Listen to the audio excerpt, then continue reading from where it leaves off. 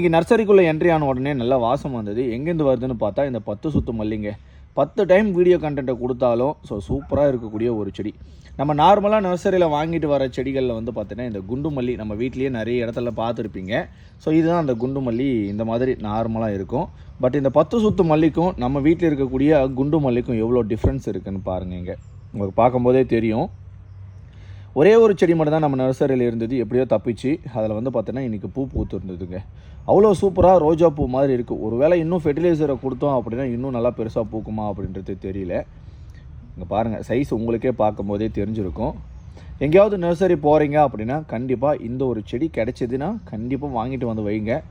வேறு லெவலில் இருக்கும் போல் இருக்குங்க. நிறைய பேர் கேட்டிருப்பாங்க முன்னாடிலாம், எனக்கு இதை பற்றி தெரியாது எதுவும். பட் இது நம்ம தோட்டத்தில் ஒரு பூ பூக்கும்போது தான் இதனோட அருமையே நம்மளுக்கே தெரியுது. எவ்வளோ அழகாக இருக்குது பாருங்களேன். நம்ம